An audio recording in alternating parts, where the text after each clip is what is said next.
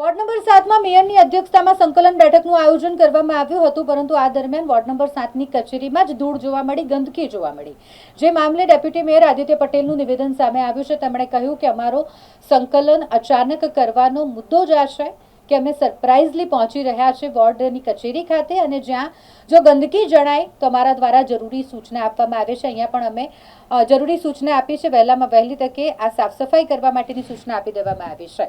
અલગ અલગ દરેક વોર્ડમાં અમારા દ્વારા સરપ્રાઇઝ સંકલનની બેઠક ગોઠવવામાં આવશે અને અમે અચાનક પહોંચીશું જ્યાં પણ સરકારી કચેરી હોય કે એ સિવાય કોઈ પણ જગ્યા હોય જ્યાં ગંદકી દેખાશે તો તેને દૂર કરવા માટેની કાર્યવાહી કરવામાં આવશે, અને દબાણ જણાશે તો તેને લઈને પણ વહેલામાં વહેલી તકે અમારા વિભાગ દ્વારા કાર્યવાહી થશે।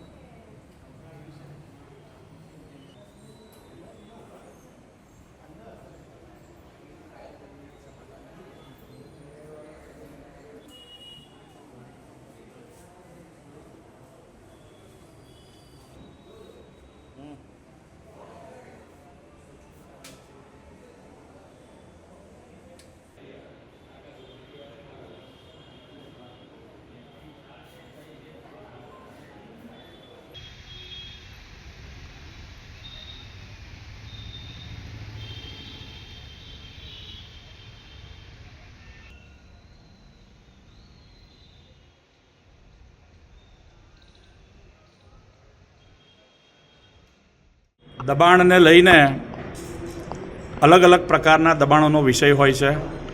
કેટલાક એવા દબાણો હોય છે કે જે રાતોરાત ઊભા થઈને જાહેર રોડ પર લોકોને અવરજવરમાં મુશ્કેલી ઊભા કરતા હોય છે। કેટલાક દબાણો એવા હોય છે કે કોર્પોરેશનની માલિકીના પ્લોટ પર કોઈ જોનારું નથી એવું માનીને ત્યાં આગળ સમયાંતરે ખૂબ મોટા જથ્થામાં રેસિડન્સ અથવા પોતાના વ્યવસાયિક સંદર્ભે ઉપયોગ કરવાનું શરૂ કરી દેતા હોય છે। કેટલાક દબાણ એવા હોય છે કે કાંસ પર જ્યાં પાણીનો વહેણ એકદમ વ્યવસ્થિત રીતે વહી શકે તે પ્રકારનું જ્યારે સફાઈની કામગીરી થઈ હોય છે, પરંતુ કાંસ પર જ તેઓએ કોઈ નડતર કે બાંધકામ કાચું કરીને પોતાનો વસવાટ કરેલો હોય છે। આ તમામ બાંધકામો સંદર્ભે વિસ્તૃત ચર્ચા થઈ છે। એ સિવાય આ દબાણો તો એકમાત્ર વિષય નથી, પરંતુ તેના માધ્યમથી આ પ્રકારના દબાણોની આડમાં ગેરકાયદેસર પ્રવૃત્તિઓ પણ ચલાવવા માટેનો મોકો મળતો હોય છે, અને આ સંદર્ભે એક પરફેક્ટ રોડમેપ બનાવવા માટેની સૂચના અપાઈ છે।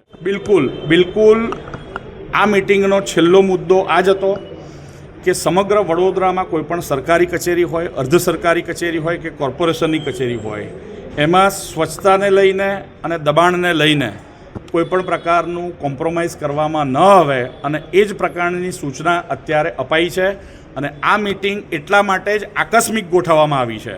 આ મિટિંગ પ્લાન કરેલી મિટિંગ નથી કે અચાનક કોઈને કોઈ સુધારવાનો મોકો મળે, અને અમે પણ આ સરપ્રાઇઝ કોઈપણ દ્રષ્ટિથી અમે જોઈ શકીએ આકસ્મિક રીતે, એ જ પ્રકારનું આયોજન થયું છે।